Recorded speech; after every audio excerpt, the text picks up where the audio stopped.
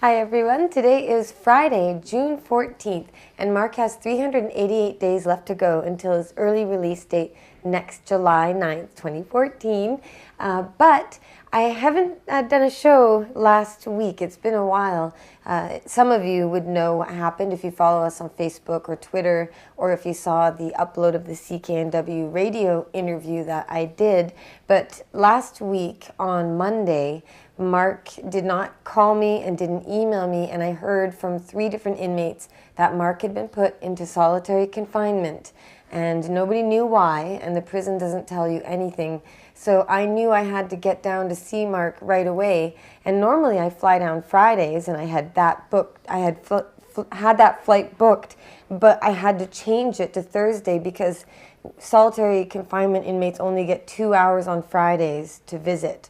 So I needed to fly down on Thursday, which I did last week, and that was a nightmare of a trip. My flight was delayed and then canceled, but I was trying to get standby because I wouldn't make it to Mississippi in time from Texas if I took the morning flight, and it was very stressful. The entire airport was shut down from these giant storms that came through, and I was waiting and waiting many hours until 10:45 at night when I was standing at the gate praying that I would get on that flight, and I was the only standby person who got on the flight. And I thank everyone who is sending prayers and positive energy and trying to help out in so many different ways. I think you guys helped get me there. And so I got into Yazoo City at like 2 a.m. in the morning after driving an hour late at night after making that journey, but I was able to see Marc. Now, it took an hour longer than it should have to process us, so we really only got an hour to visit, but thankfully the guards there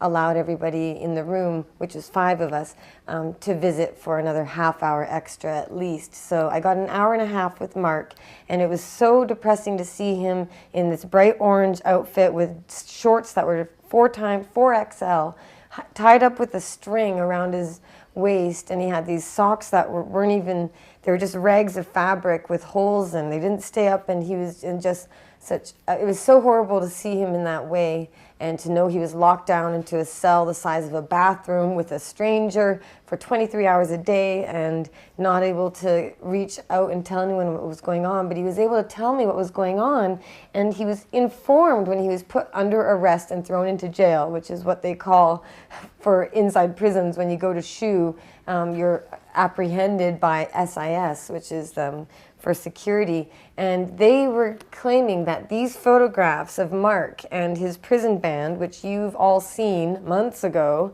that they were taken with a smartphone, and they had to investigate whether that was true or not. And Marc said to them, you guys approved this. He got permission. He had forms signed. You guys watching my show or reading Marc's blogs, you know that Marc did seek permission to have those photos taken with the prison camera and printed in the prison and mailed to me, and he got that permission. So the whole prison knew, and yet they were holding him in solitary, and it was just maddening because everybody knew, and why was he there? And some of us speculate that perhaps because his transfer application is being reviewed by the U.S. federal government right now, maybe they went online and saw his blog from April that had the photos posted. I mean, this is old news, but he was being investigated now. So they held him there, and I actually met an SIS officer when I was leaving the visiting room, and I told him I was going to get political and media pressure from Canada if they couldn't resolve this immediately. It should be easy to do, and I think a lot of people kind of sent their support in different ways, and thankfully Marc was released on Monday night from solitary confinement, 1 full week of what is defined as torture.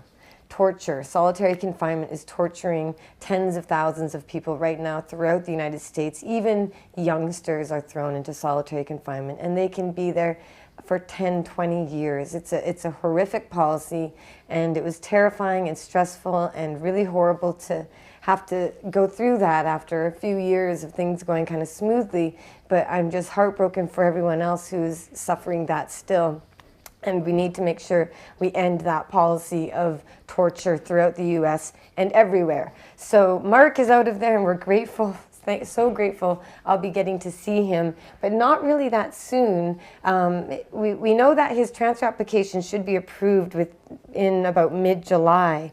And hopefully a lot of people were sending letters and making phone calls when they were upset about Marc being in solitary. We certainly did get media coverage and a lot of people sending us encouragement and writing letters to Marc, but also contacting the US and Canadian government saying, transfer Marc Emery home. So that information is at freemarc.ca as always, and you can just make a polite phone call or send a polite letter to help get Marc home, because he's out of the solitary confinement, but we need him back home. And hopefully it'll be next year at the very latest, but maybe it'll be sooner. So thank you all for your continued support in getting him home. Now, CTV News did cover the story about Marc being in solitary, but they were also talking to me about the medical marijuana access regulations in Canada, which have now been announced in their form they're supposed to take next year. And the health minister has unfortunately decided that medical marijuana cannot be grown by patients or for patients by designated growers, that they're going to make every marijuana plant in every garden across this country illegal, and the only way to get medical marijuana will be through companies authorized by Health Canada.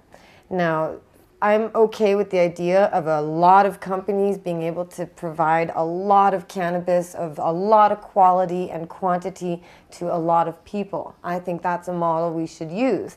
And we should also continue allowing dispensaries, compassion clubs, and we definitely need to allow patients to continue growing their own.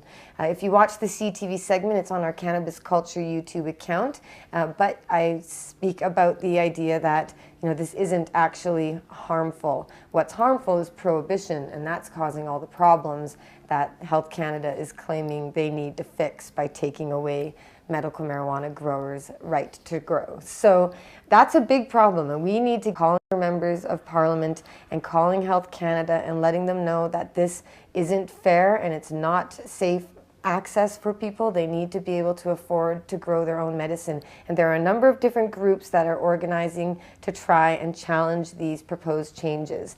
And the new program is going to be called the Marijuana for Medical Purposes Regulations. But definitely it's harmful to take away people's right to grow. And it also ensures that a lot of people who don't have Health Canada permission to use medical marijuana will be getting arrested and facing prison, even though they are sick and suffering. A lot of people can't get doctors to sign their papers, so a lot of people are going to be at risk of going to prison, and we already have the mandatory minimum prison sentences for pot here in Canada, so we're facing some very dark days ahead. But no matter how dark it gets, we never give up fighting. They're not going to put out our fire. We're going to keep going on. What else would we do? Just sit back and let it happen? No, no, no. We're going to keep fighting this. So I encourage you guys to stay up to date on what's happening at cannabisculture.com and pot.tv. And of course, we bring you a lot of different news and different people involved in making these changes and trying to improve the access for so many people across Canada who need it, and eventually for everybody across Canada, because it shouldn't be prohibited for anyone at all. So that's a news story you can watch at CTV. And I also want to mention, of course, a medical marijuana activist who would have been fighting very hard and very loud right now, Michelle Rainey. It would have been her birthday today. And I realized I'm wearing red lips, and Michelle was always big red lips and booby hugs. So a lot of people today are celebrating and remembering her, and I hope if you remember all the medical marijuana users and activists who have fought and who have passed away, we owe it to them to keep fighting. So make the most of your memories and do something in Michelle's honor. So contact your member of Parliament. I know she would say that. She'd say, write a letter to the editor and talk to your neighbors. That's exactly what she would say. Talk to your community. And Michelle, we miss you. But we'll keep fighting. And next week, I'll be at Idea City in Toronto, where I know Michelle was a big presence, who is really, really missed. And I'm sorry to get so emotional, but I know Michelle would be fighting so hard right now. And a lot of people are remembering her and really need to keep fighting. And at Idea City next week, I know we'll be remembering her too, and carrying on the message of everybody's right to grow and to find healing from cannabis. So go to michelleraney.com for videos and more about Michelle, and get a medicinal Michelle t-shirt. Jeff Tech would definitely love to get lots of people out there continuing to wear the iconic shirt that Michelle was always showing off and sharing with her message. So we love you, Michelle, and we'll keep fighting.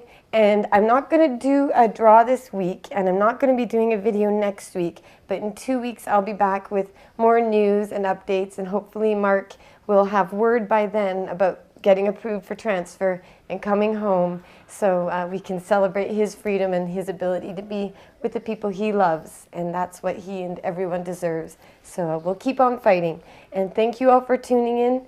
I really appreciate all of your support through the very challenging week of Marc going through that, and I'll definitely be sending out everybody's packages that they're still owed with the free Marc t-shirts and stickers. And thank you so much for your support. We'll see you guys soon, and check out cannabisculture.com and freemarc.ca to help get Marc home right away. Take care, everyone. No more drug war.